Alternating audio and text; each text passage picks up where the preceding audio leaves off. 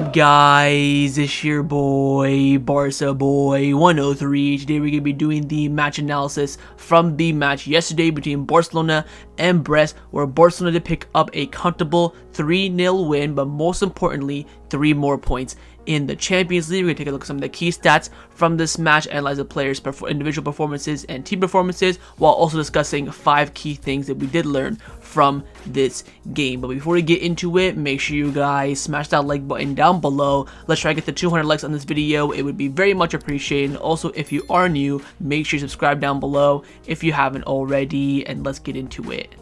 Now, the first thing that we learned from this match is how pivotal Barcelona's team pressing is, and its success will lead to success on the pitch and in the results. If we look at the games that we've lost this season, Osasuna, Sociedad, Celta, Monaco, the one key lacking aspect in those games was how poor the team was pressing as a collective unit, and following those poor results, when you see it being effective, you see how important it is. But first, let's take a look at the team's performance in this game. You can see here the SofaScore rating of a 7.46, which of course is quite on the higher echelon, I will say. Of course, everyone playing well. Fermin Lopez, Jules Kounde, Naki Peña getting those low ratings, but apart from that, everyone else performing, of course, very well. If you look at the average positioning of the players in this game, on the left hand side is the starting 11, on the right hand side with the substitutions being incorporated. You can see here a bit more of a balance we saw in the Celta Vigo game last weekend, how narrow the legs for Fermin. Of course, it was Gavi in that game, and Olmo out left, how narrow they all were. But in this game,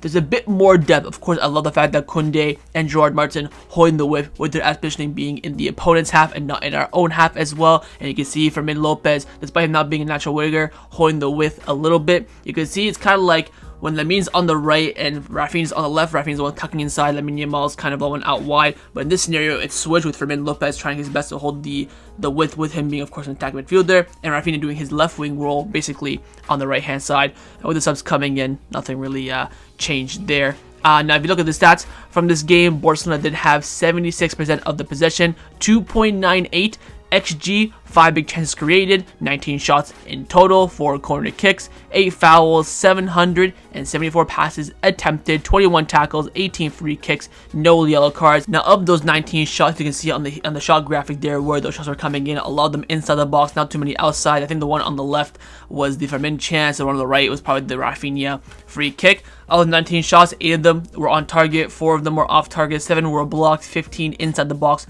and 4 outside the box. That 7 block shots is quite high. You can look at the heat concentration of this game as well, where the ball was spent majority for Barcelona, again in that attacking third, mainly down the left hand side. Even though I felt like the right hand side was much more used in the game, I feel like when Raphinha just out left, and also Pedri, that's what kind of Barcelona earned that concentration.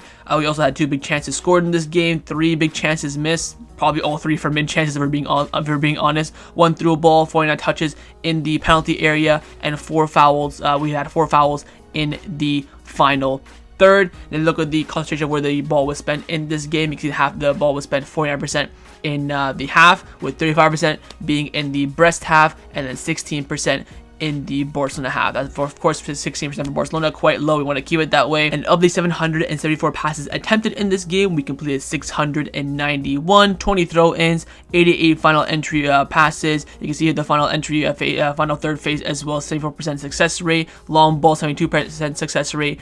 Crosses, 27%. Duels won above 50%, which is good. Alongside the tacklings as well is above 50%. So in that sense, we improved a little bit. Dribbling just under 50% at 45%. Now, of course, this will come into tail of how the game did progress, of course, but I do want to discuss now how Barcelona attempted the press in this game and how important it was as well. As you can see here, the yellow here is the Brest players. You see how Barcelona lined up in this game. Now, when we talk about the team press, we talk about how we do it as a unit. A perfect example of the chance was one of the chances that Fermin Lopez made, and that's when the Brest player had the ball here in the corner. You had Kounde pressing him. The player had options, of course, to pass it out to the side. He had someone here as well, but then we saw Casado. Once Casado started running, the player started to panic, and Raphinha pickpocketed him, run down the line, of course, crossed it in for Fermin Lopez, that of course missed that chance. But it's always important to remember that in these specific areas, in the inside air channels where defenders will be on the ball and, you know, most likely can have an opportunity of making mistakes, that the press there is always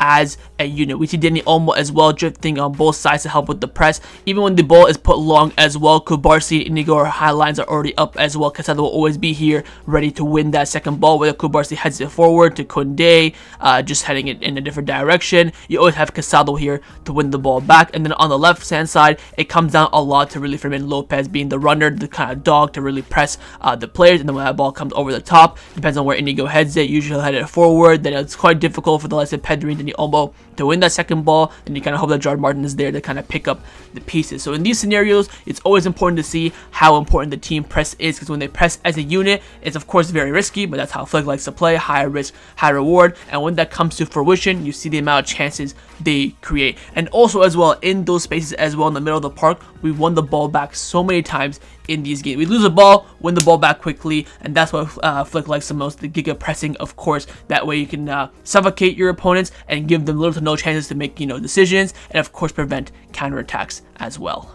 Now, the second thing that we learned from this match, that when Abouslty drops out of the team, unfortunately, and maybe fortunately, Gerard Martin is still the next option forward. It's quite clear that forward is not the second option anymore. It is still Gerard Martin, and Gerard Martin finally puts in a decent performance for the first time since being a first team player. In this match, he got 7.5 so score rating, because from CMAP, of course, played at left back. In the match, he got 1 assist, an XA of 0.41, 2 clearances, 3 interceptions, 1 total tackle. He had the 7 ground duels and won 3 of them. Lost possession 15 times, did not commit a foul, was fouled himself twice. 95 touches, 88% pass accuracy, misplacing 9 passes in total. 3 key passes, he attempted 2 crosses, completed 1 of them. 2 long balls, completed 1 of them. Created, of course, 1 big chance, but he also attempted 4 dribbles and did not complete any of them. Look, this alright performance should not be overshadowing the fact that Gerard Martin is by far and away nowhere near the Barcelona level or quality. Yes, he can come in and put a shift in, but the reality is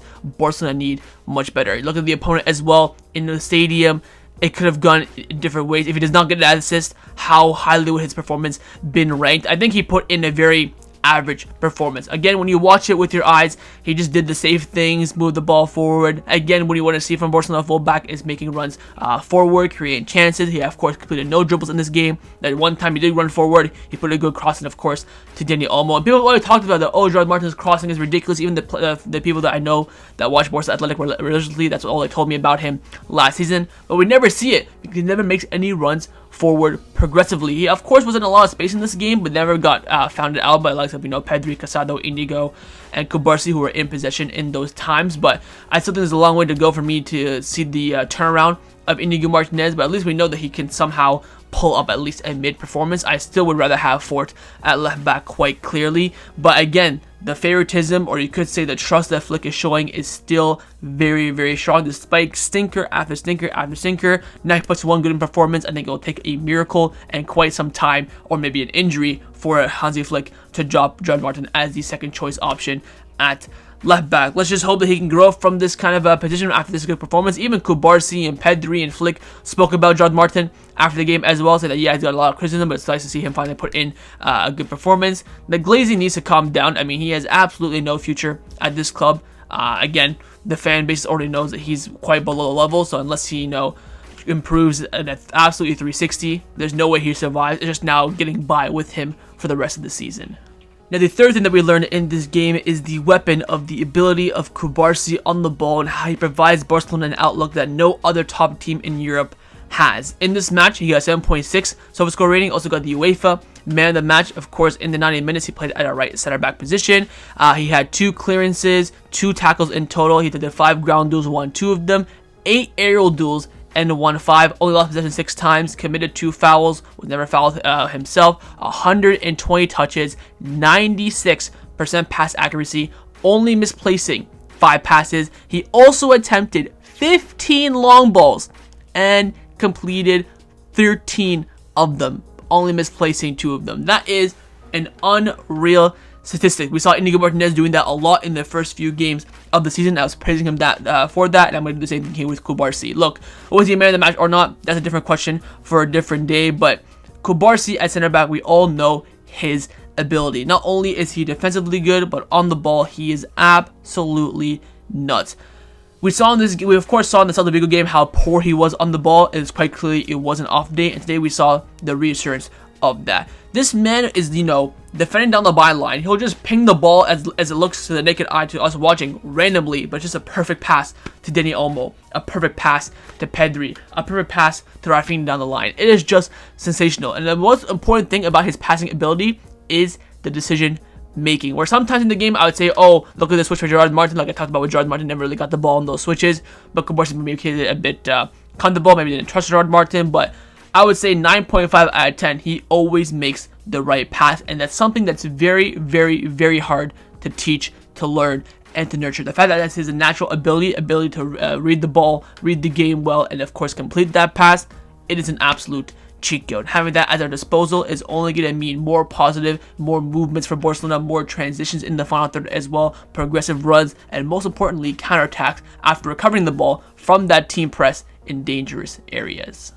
Now, the fourth thing that we learned from this game is how impactful Raphinha can be despite his decision making and clinicality in the final third. Sometimes in the match, he got an 8.3 service score rating. See from his heat map, playing mainly as a right winger, but still using a lot in the middle and down the left hand side. In the match, he got 90 minutes, of course, no goal or assist, but 71 touches, 79% pass accuracy, 4 key passes. He had 1 cross completed. He attempted 8 long balls and completed 7 of them. Created 1 big chance, 1 shot off target, 5 shots blocked, attempted 3 dribbles, completed 2 of them, 9 ground duels attempted, 6-1, lost possession 14 times, but also had 1 interception and 3 total tackles. The key stats here for me are 2 of them. Firstly, long balls, he was absolutely sublime. I think the one that he actually missed was a pass back towards Kounde, which again, I think he just mishit it a little bit. And I think the one point to watch out for is the 5 shots blocked. We saw in this game the Raphinha of, the beginning and middle era of Xavi, where he'd create, make movements, read the right runs. Everything up until the final third was perfect, but in the final third, struggled a little bit. We saw in this game as well a bit of the same of that, but again,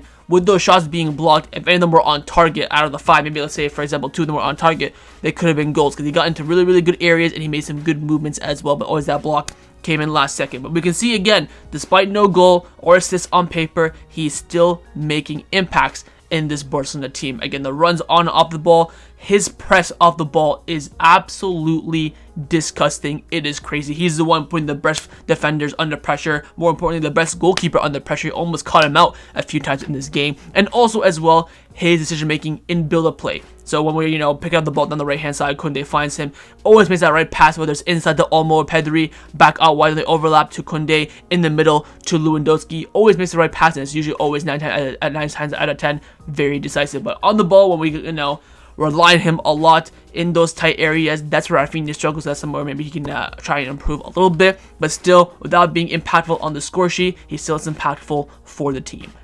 And the fifth and final thing that we learned from this game is how much of a jugador Pedri is. We saw in this match, of course, he got an 8.2 service score rating. A lot of the fans and maybe even the manager as well as man the match.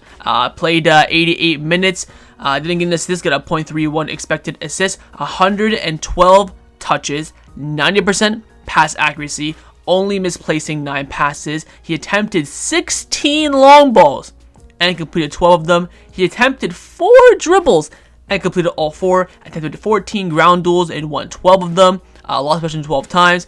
Did not commit a single foul and was fouled himself 5 times. And also completed a total of 3 tackles. This was an unbelievable performance from Pedri. But I think one thing the stat won't show you is, of course, the eye test. His movement is so criminal. I fail to see any player right now in the world of football who has this kind of ability. I can, of course, name a few players who've had it in the past, but I don't want to make that comparison. But the way he's such, I wouldn't say he's an anti-press player, but the way he just calms the play down for Barcelona is an absolute huge advantage for us, because it not only takes pressure off the players, but it also takes pressure off yourself as well, to be able to just turn from 3 different Brest players to, spray counterattacks, spray the ball back to regain composure and confidence. It's just nuts. And the way, of course, he's nutmegging people left, right, center, flicking the ball over people. It looks like the only way that Pedri can lose the ball is if he gets absolutely 4-man pressed to hell, and they probably end up fouling him as well.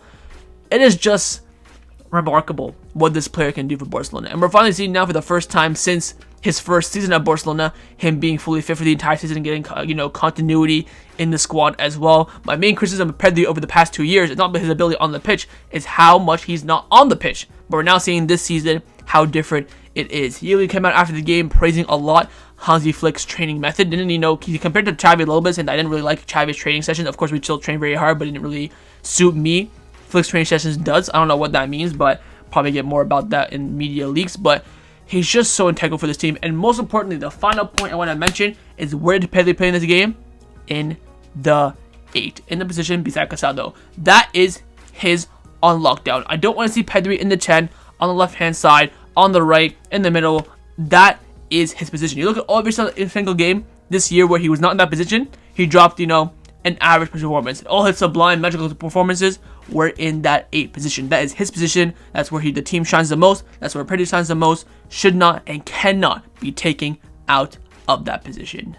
So that was our match analysis from the match yesterday between Barcelona and Brest in the Champions League. Hopefully you guys enjoyed this video. If you did, of course, make sure you drop a like down below. And of course, in the comments down below as well, let me know your thoughts on everything we did discuss alongside the 5 points that I did mention. Do you agree, disagree, or any point that I forgot to mention that you do want to bring up? Leave me your thoughts down below. And of course, make sure you guys subscribe down below if you haven't already. And I'll see you guys next time on the channel. Take care and Forza Barca.